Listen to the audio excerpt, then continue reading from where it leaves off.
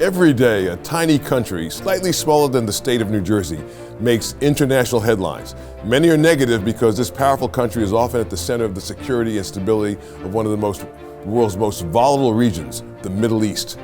A few years ago, I had the privilege of visiting this extraordinarily complex and often misunderstood nation, the state of Israel. And recently, our producer, Jeff Coleman, went to see for himself to do a deep dive on some of the security concerns and political realities that shape the region's only true democracy. Tonight, we'll try to clear up some of what we understand and get wrong about the world's only Jewish state. Stay with us.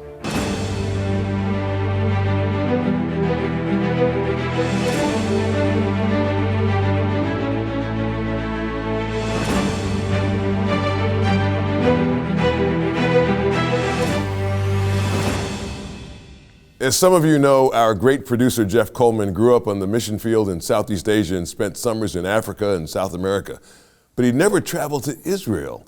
That's until he was asked recently to join a small delegation of political leaders to see firsthand what makes Israel such a difficult and complex challenge for many to understand.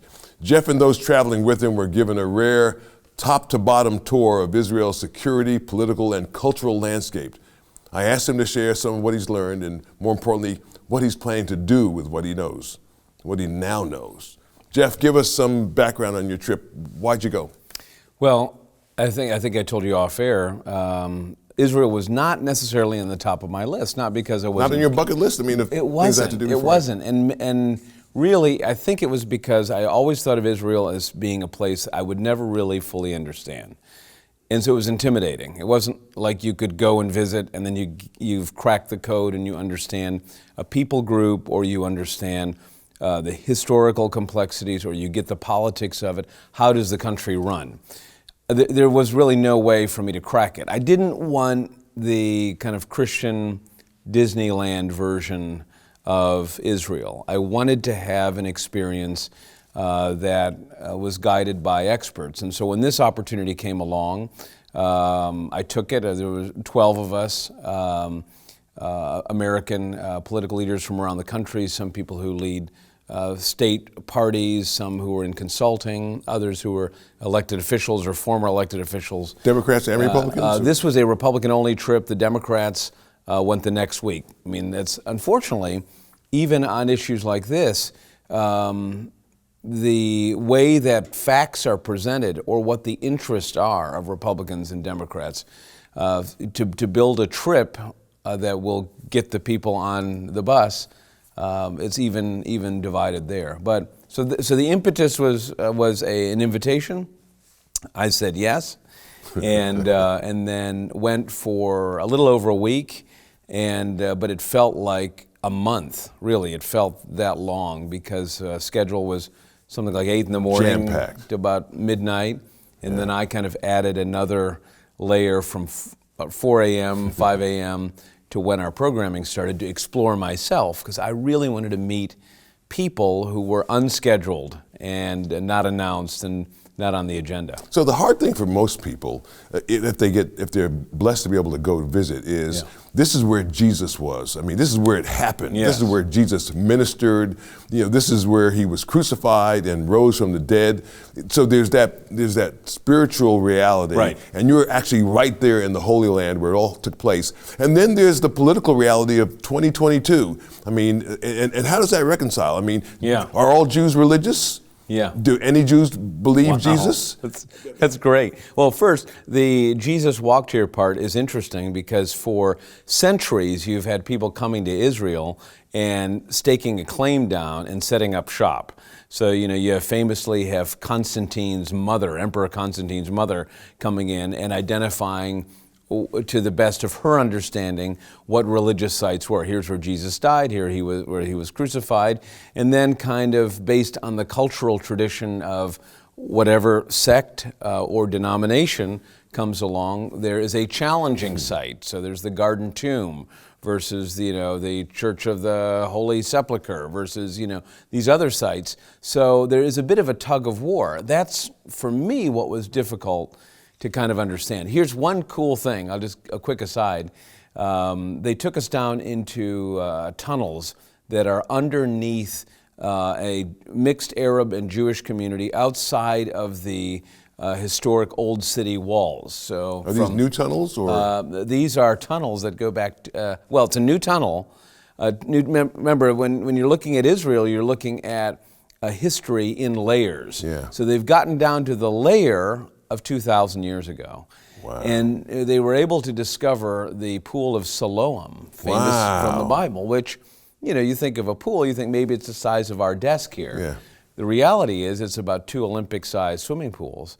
And in 3 or 4 years, people will be able to visit and see the pool of Siloam. But something called the pilgrimage road from the pool at the bottom of the hill going up to the temple walls, up to the steps of the temple. Now, the walls we see, most of them are from, I guess, around 800 AD. So the Ottoman Empire forward, that's what we see for the most part. Some of it remains from other eras, Herod's wall and all that. But this road, we went down into this tunnel, and the gentleman who was showing us, the excavation site, said, "Look, you can go all over Jerusalem, the Via Dolorosa, these other sites, and ask, is this an actual historic site where Jesus would have been?" Yeah. Maybe. Yeah.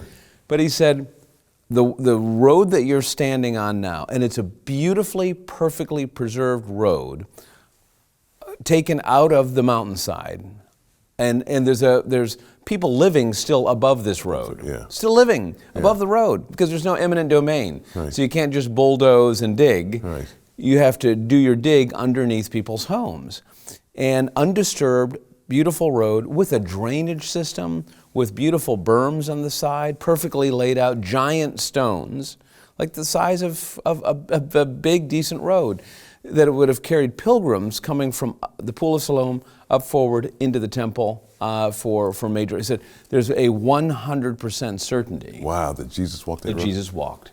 Wow. But above the tunnel Yeah. that we were at is a community that represents a lot of complexities. In places like East Jerusalem, depending on what side of what line and what years, you're on this side of the Green Line, you're on this side of the British Mandate or the UN lines, or you're walking through complexity and people's personal histories. Right. People who have names, people who have houses and businesses that have had to change hands depending on what was happening politically above. That tension on the ground is palpable. So you can get in the tour bus and you can go from site to site, and you'll see some beautiful things and you'll encounter some people. But the complexity really comes in when you're going into communities. Yeah, and you meet the people. And answer your question about whether or not it's a secular and or a religious society.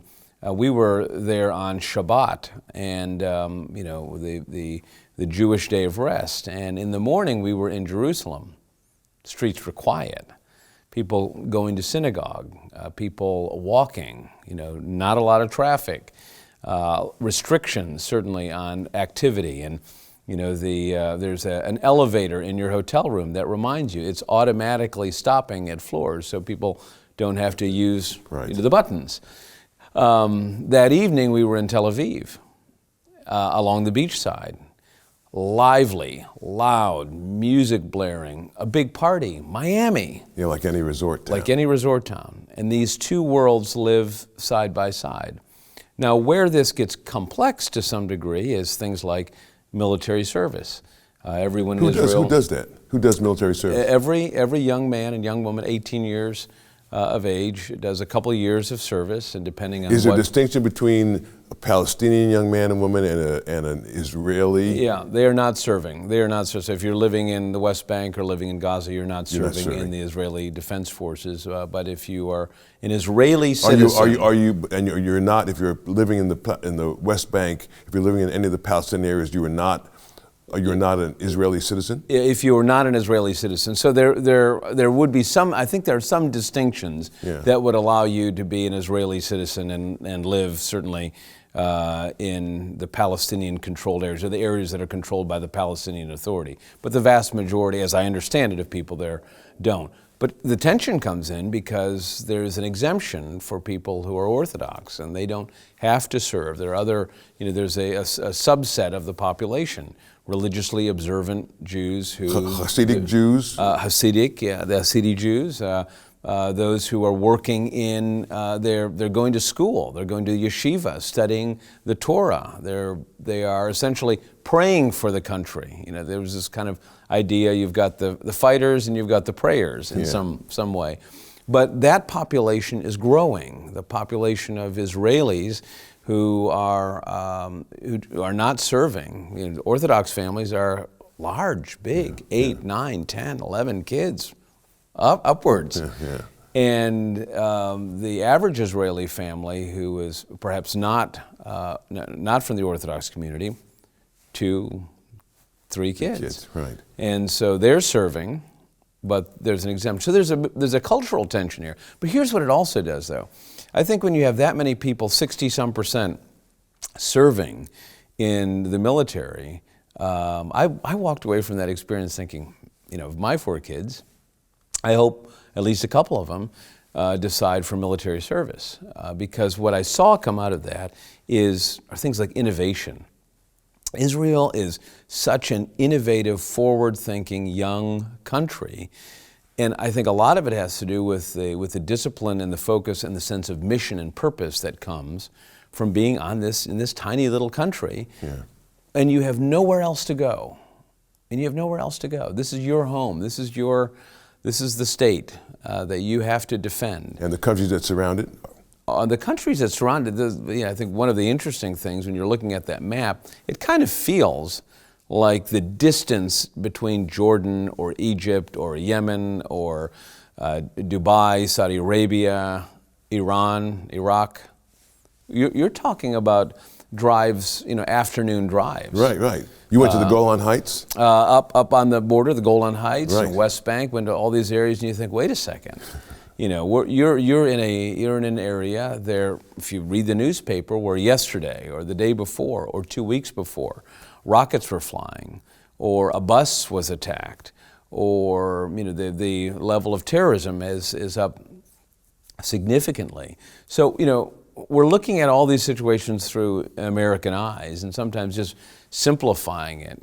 We're looking at the story of the Palestinians, which is tragic. I think everyone recognizes that the security walls and the security barriers just cut an ugly, it's an ugly scar on the landscape. There's no other way to describe it.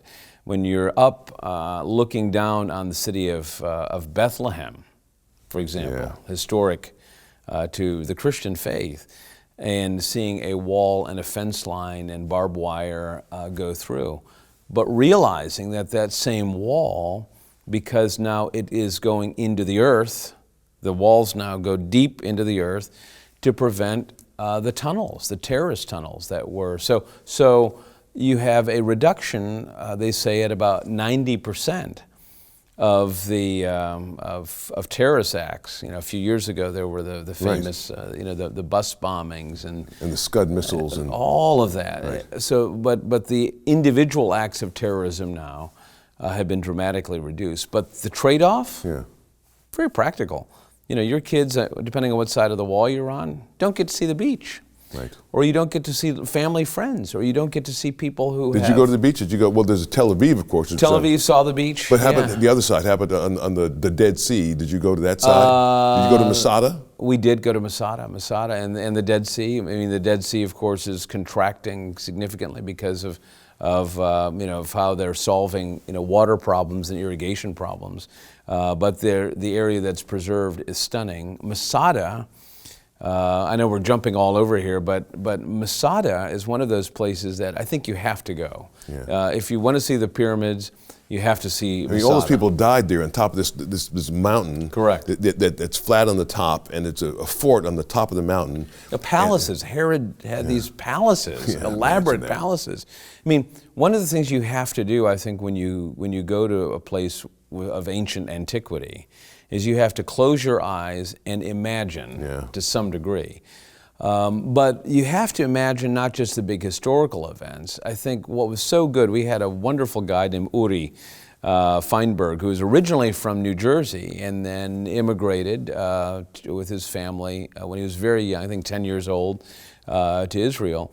And he's a scholar, and so he was able to help us understand that when you were talking about these world events, dates and numbers and architectural features, and you're asking all of these questions, or talking about the 6-Day War, or talking about the fight for independence, or don't think of these things in terms of military movements. Don't think. A powerful moment we had with Uri was at the Yad Vashem, the Holocaust Museum, and he said, please don't think of this as 6 million Jews. This is 1 and 1 and 1 and 1. Yeah. And there was a display of shoes in an acrylic or glass area, just like our desk here. And it dominates one of the large rooms. And who did the shoes belong to? Well, victims of the Holocaust. And he said, I watched some of you walk around it. I watched some of you stop, kind of freeze, not know what to do. He said, but the reason that it's designed this way, unlike maybe the Holocaust Museum in Washington, D.C., is because you're looking in, and he said, your mind goes to a single shoe. Because you're beginning to think, I wonder if this one would fit me. I wonder if that one would fit me. Or I wonder who that belonged to whom that belonged to. And then you begin to personalize, and you begin to think of tragedy this way. We have wars happening all over the world today. It's so difficult to understand what their life is like. What Israel has done is they've decided that anybody who comes to visit the Jewish state is going to get the story of the country, its birth. It's going to get some of the sense of the mistakes it's made along the way. It's also, though, you're also going to come out with a sense that this is not America. This is not. People think it's just like this is a little American state in the Middle East. Not at all. I mean, their attitudes toward. They have nationalized health care, for example. That would be a debate that we would have here, and people who supported nationalized health care would be considered socialists or communists. Right. The national leaders really don't debate domestic issues. There are multiple elections over the past 4 or 5 years in Israel. What is the issue? The issue is security. It's survival. When you have a country like Iran saying Israel is the one-bomb state, one bomb wipes it all away. How do you think like this? How do you go to the grocery store or school or synagogue or church with this kind of a threat? You can't be thinking to yourself, oh well, this summer I'm going to go to the shore, or I can't wait for the baseball game. That's I can't right. wait for the Eagles to play. Correct. I mean, you might. They live with the reality every day that somebody might drop a bomb on them and obliterate. Correct. You do. Yeah, you live with that, and then you also live with this tension. And I think there is a tension that hovers over it, because, look, the people who are Israeli citizens do have mixed heritage. There's a lot of, at least I think it's 50% of citizens of Israel have Arabic roots.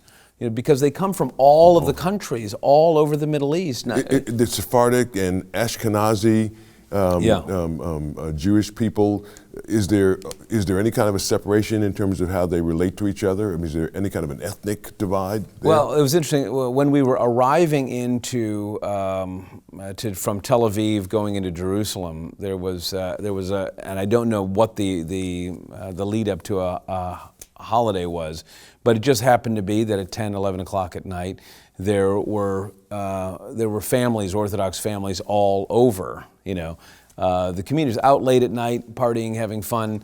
That was a different, you could tell there were different people at different times who are celebrating in different ways. So it's a culture that lives side by side. And when you go into the old markets, the shuk, and you hop on a bus and all that, you do see people living very different lives, but they live in a respectful and a cooperative way. Where the tension seems to come in is on issues like military service or issues of your views. Like who has to serve? In other words. Sure, but the divide between, say, traditional conservative people, or people that believe in kind of traditional families who are church attending and all that, and people who are young, progressive, liberal in their thinking, the divide erases when it comes to the issue of security. So elections in Israel really seem to me, because it's a coalition, very complex riddle, a coalition government, and how you get to the X number that you need to be to achieve a majority coalition in the Knesset and then be prime minister. Right. The Knesset is their Congress. Knesset is their Congress, right? And so the unifying issue is security. How do we survive? And what are the existential threats that would destroy us? We don't, in America, there's a big divide between us and the theoretical notion that one of our enemies could destroy us. This is a very literal everyday. When we return, I'll ask Jeff to talk about what's happening on the other side of the wall, the security wall that is, that separates Palestinian-controlled communities from Israelis. Is there hope for peace in the Middle East, or is this a permanent reality for that region? Stay with us. You're watching Joe Watkins' State of Independence on Lighthouse TV. Positively different. Share your comments about today's program in the comment box at joewatkins.org.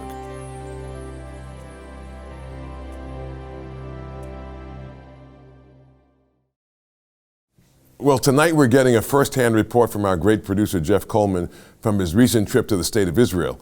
Jeff, when many hear the word Israel, they immediately think about Palestine. What kind of exposure did you have to the other side of that long and protracted argument? So the organizers of our trip, AEIF, American Israeli Educational Foundation, which is the education arm of AIPAC, I was very pleased that they gave us exposure to Palestinian thought, head of a Palestinian think tank, someone who's dealing with these issues. And you think of, the way that the direction that has been established because of the relationship with the American presidents in terms of trying to broker a peace deal. The last time there was a major, peace deal, Yasser Arafat really got everything that he wanted, and at the end walked away. I mean, he had at least 90% of what he had asked for in terms of trading land. This is with Jimmy for Carter. Peace. No, this is more recent. I mean, this is the more recent iteration under President Clinton. And so you have Palestinians who have a leader who has not been on the ballot in 20-some years. So you have a young population, very young population. Many of them have not been privileged to vote, to choose their leaders. You have the foreign actors, especially Iran and Lebanon and others, who are playing in that sandbox and fomenting tensions. And then you have this, I can't overstate that young people are so frustrated with their inability to have basic services like electricity be reliable, which the Palestinian Authority is responsible for, or trash pickup, or jobs and opportunity. The jobs are on the Israeli side of it, and the permits are limited because of the number of security concerns. So the blessing of you going there to Israel is that you have a perspective that a lot of people don't have. You've been an elected official. You've served a community. You represented a district in Pennsylvania. You know what it means to actually be an elected leader. And so you understand, you can look at these issues through the lens of somebody who's already been elected to serve and help people in a district. That's enormously helpful. What about for Christian viewers everywhere, American Christian viewers who say, you know what, I read the Bible, I read the Old and the New Testament, I know about prophecy, I have my understanding. I read Hal Lindsey's book, The Late Great Planet Earth, or some other wonderful book that talks about prophecy and the return of Christ, and for a lot of us in America who never get there or who aren't faced daily with the challenge of, you know what, tomorrow one of these countries that hates us could blow us up. For us, it's like, well, you know what, hang in there, you ought to be following Jesus, and you know, he's on his way back. Right. Although we don't know what day, whether or not it's this year or next year or next century, we don't know at a time that only the Father knows. But given your travel, how was all that impacted? How does that, what do you think now after having been there and you have your sense of, you know, maybe prophetic Bible, Bible prophecy? What do you think now after having been there and seeing firsthand the reality and meeting the people and seeing how few people, I mean, how many people there believe Jesus? I mean, this is where Jesus was, where he walked. Yeah. They didn't believe him when he was there, and now he's been gone for 2,000 years. And what is the attitude toward him there? So this is a great question I think you raise, which is, so if you don't believe the claims of Jesus as the Messiah, you're still waiting for the Messiah. And there is, I asked Uri, one of, I said outside the window of what we were driving in, I said, there's a picture of, it looked like a rabbi. I said, who is he? And he's a dead rabbi that many people believe is the Messiah, or will be the Messiah, and he will come back. And I didn't get into all the details of the thinking, but his picture is all over Israel. And I asked him, I said, is there a sense of urgency if the Messiah is coming back? Does that actually change the way that you or Israelis think in their daily lives, if that is the claim that you're leading up to? Remember, there's no real denial of the historical Jesus, that the historical Jesus existed. Nobody in Israel is saying Jesus didn't exist. It's just, did he complete the prophecies? And I did try to find out, so why don't you think Jesus was the Messiah? And it's because there was a sense that there would be more change, maybe political change, maybe cultural change that would have come out of that. I think what a trip to Israel does for me, and what it would do for anybody who visits, is at least gives you some sense of the scale, the majesty, the weather, topography. It makes your Bible come alive. You won't be the same again. Yeah, amen, brother, amen. Well, I want to thank Jeff for sharing his view of one of the most misinterpreted and yet controversial countries in the world. If you have a question or comment for Jeff or me, please feel free to use the comment box at joewatkins.org. We'd love to hear from you. Remember, whether you've been to Israel or not, our faith in the existence and reality of a God who knows your name doesn't depend on a trip to the sites we've read about in the Bible. He cares about you. He loves you. He wants to give you purpose and meaning in your life. You can trust him. From America's first capital, Philadelphia, I'm Joe Watkins. Thanks so much for watching. God willing, I'll see you next week. That was fascinating. There's so many questions, even still. We scratched the surface. About the trip and about Israel and about the people. Joe Watkins' State of Independence is a production of Lighthouse TV, positively different. Made possible in part because of the support of viewers like you.